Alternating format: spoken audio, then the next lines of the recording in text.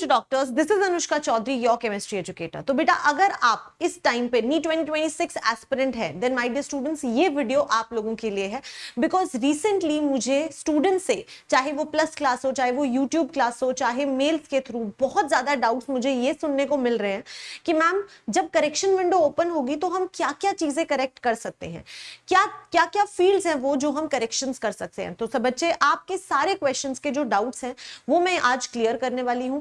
Yes, अभी तक official NEET 2026 के लिए तो नोटिफिकेशन नहीं आया है, बट नीट 2025 के लिए जो नोटिफिकेशन आया था उसके बेसिस पे मैं आपको सारी चीजें बता सकती हूँ जो आप करेक्शन विंडो में चेंज कर सकते हैं, क्योंकि जनरली यही सारी फील्ड्स होती हैं जिनको आप चेंज कर सकते हो, और पिछले सालों में भी यही रहती है, तो नीट 2026 के लिए भी हम यही फील्ड्स एक्सपेक्ट कर सकते हैं। बट स्टिल तुम्हारा फॉर्म फिलिंग प्रोसेस जो है वो थोड़ा एफर्टलेस हो जाएगा, थोड़ा टेंशन फ्री हो जाएगा, इसीलिए मैं बहुत डिटेल में वन बाय वन आपको सारी चीजें समझाने वाली हूँ, तो इसको ध्यान से सुनना ताकि सारे डाउट्स क्लियर हो जाए। तो सबसे पहले ये नीट 2025 का, मैं फिर से बोल रही हूँ, ये नीट 2025 का नोटिफिकेशन है, बट नीट 2026 के लिए हम सिमिलर ही एक्सपेक्ट करेंगे, क्योंकि हर साल यही चेंजेस जो है वो आप कर पाते हैं। ठीक है, तो correction fields for the application form for NEET UG हम यहाँ पे डिस्कस करने वाले हैं। तो कुछ कुछ चीजें यहां पे आपको बताई हुई है। फर्स्ट क्या है, candidate shall be allowed to change any one of these two fields. इसके कहने का मतलब है कि आप दोनों फील्ड्स नहीं चेंज कर पाएंगे जो मैं अभी बताने वाली हूं, आप कोई एक ही फील्ड इनमें से चेंज कर पाओगे। क्या फील्ड्स हैं? Fathers name and qualification occupation. ठीक है, हो सकता है कि फादर्स नेम और उनकी क्वालिफिकेशन या फिर आप ऑक्यूपेशन जो है वो चेंज करना चाहें तो आप वो चेंज कर सकते हैं, या फिर आप mother's name and qualification occupation change कर सकते हैं। मतलब दोनों में से कोई एक ही चेंज कर सकते हो, चाहे father's name and occupation change कर दो, भले ही mother's name and occupation qualification change कर दो। एक बात जो आपको हमेशा याद रखनी है बेटा, दैट ये जो सारी आपकी इंफॉर्मेशन है जो आप यहां पर मैच कर रहे हैं वो आपके 10th के सर्टिफिकेट्स के ऊपर जो चीजें लिखी हुई हैं उससे मैच करनी चाहिए, वरना प्रॉब्लम हो जाएगी। सो मेक श्योर कि 10th वाले सर्टिफिकेट पे जो डिटेल्स लिखी हुई हैं वही यहां पर हो। अगर इन दोनों में से किसी भी एक में कंफ्यूजन है तो वो करेक्शन विंडो जब ओपन होगा तो आप चेंज कर सकते हैं। अगला डाउट कई बार ये भी आता है कि मैम करेक्शन विंडो ओपन कब होती है? ठीक है बेटा, जैसे ही आपका फॉर्म फिलिंग प्रोसेस खत्म होता है उसके नेक्स्ट डे ही आपका फॉर्म फिलिंग प्रोसेस जो करेक्शन विंडो जो होती है वो स्टार्ट हो जाती है। 1 या 2 दिन में तो डेफिनेटली करेक्शन विंडो स्टार्ट हो जाती है, तो आप वो चेंजेस कर सकते हैं। ठीक है, सेकेंड है वो देख लीजिए, candidate shall be allowed to change. आप चेंज भी कर सकते हैं या फिर ऐड कर सकते हैं ऑल द फॉलोइंग फील्ड्स। मतलब कि ऊपर वाले में तो सिर्फ हम चेंज ही कर सकते थे, ठीक है, ऐड नहीं कर सकते। आपको मदर्स नेम और फादर्स नेम दोनों लिखने हैं, क्वालिफिकेशन वगैरह जब आप रजिस्ट्रेशन कर रहे हैं तो आप करेंगे, लेकिन करेक्शन विंडो में इन दोनों में से किसी एक को चेंज कर सकते हो, ऐड नहीं कर सकते। लेकिन यहाँ पे जो मैं फील्ड्स बोल रही हूँ वो आपने अगर पहले से डाली हुई है तो आप उन्हें चेंज भी कर सकते हैं, और अगर आपने नहीं डाली हुई तो आप ऐड भी कर सकते हैं। तो यहाँ पे एक एक्स्ट्रा चीज है that you can add new things. ठीक है, क्या क्या? एजुकेशनल क्वालिफिकेशन डिटेल्स, जो भी आपकी एजुकेशन क्वालिफिकेशन डिटेल्स है क्लास 10th की और क्लास 12th की, लेट्स से बाय चांस किसी रीजन की वजह से मिस हो गई है तो आप उसे ऐड भी कर सकते हो, ऑलरेडी ऐड की हुई है तो आप उसे चेंज भी कर सकते हो। दूसरा है स्टेट ऑफ एलिजिबिलिटी, आप अपना स्टेट ऑफ एलिजिबिलिटी भी चेंज कर सकते हो। ठीक है, नेक्स्ट है आपकी कैटेगरी, अगर आप अपना कैटेगरी सर्टिफिकेट डालना चाहते हैं या आप अपनी कैटेगरी चेंज करना चाहते हैं, लेट्स से पहले आपका कैटेगरी सर्टिफिकेट रेडी नहीं था, फिर आपका कैटेगरी सर्टिफिकेट रेडी हो गया, तो डेफिनेटली आप अपना कैटेगरी ऐड भी कर सकते हैं, चेंज भी कर सकते हैं। सब कैटेगरी पीडब्ल्यूडी ये भी आप ऐड भी कर सकते हैं, चेंज भी कर सकते हैं।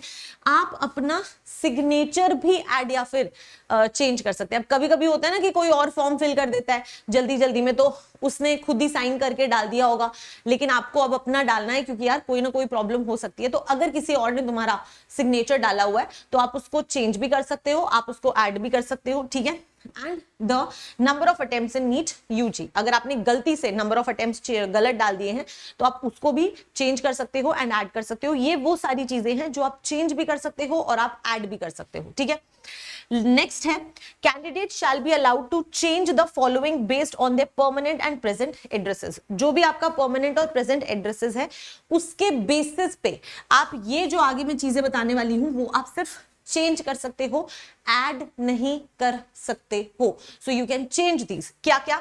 अपना एग्जामिनेशन का सिटी सिलेक्शन, पहले आपको मे बी लगा हो आप कहीं और बाहर पढ़ाई कर रहे हैं तो आपको लगा हो कि यार मैं यहीं से पेपर दे दूंगा, लेकिन अब आपको लग रहा है कि नहीं नहीं मुझे होम टाउन जाके ही देना है, तो जो भी तुम्हारा चेंज हुआ है आप उससे अपना सिटी सिलेक्शन चेंज कर सकते हो। आपको पता है आप जो सिटी सिलेक्ट करोगे उसके बेसिस पे आपको आपका सेंटर अलॉट होगा, तो ये बहुत इंपॉर्टेंट रोल प्ले करता है। नेक्स्ट है बेटा मीडियम ऑफ द एग्जामिनेशन। आप अपना मीडियम एग्जामिनेशन हिंदी में देना, इंग्लिश में देना, आप उसको भी चेंज कर सकते हो, ठीक है।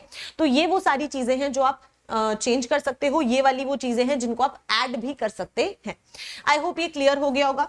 अब अगला डाउट ये आता है कि सर जब कि मैम जब हम चीजें चेंज कर रहे हैं तो क्या हमारी अलग से कुछ फीस भी लगेगी, एडिशनल फीस लगेगी या नहीं लगेगी, या फिर जो हमने पहले भर दिया है वही है?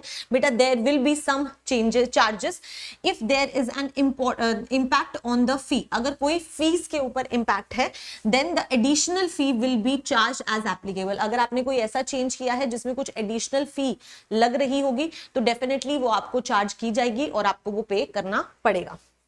Correction in these fields will be applicable only after the payment of the additional fee if any। अगर आपकी कोई भी एडिशनल फी है आपने वो डाल दी, उसके बाद ही आपकी करेक्शन जो है वो फाइनल हो पाएगी, नहीं तो आपकी करेक्शंस नहीं हो पाएंगी, ये बात ध्यान रखनी है।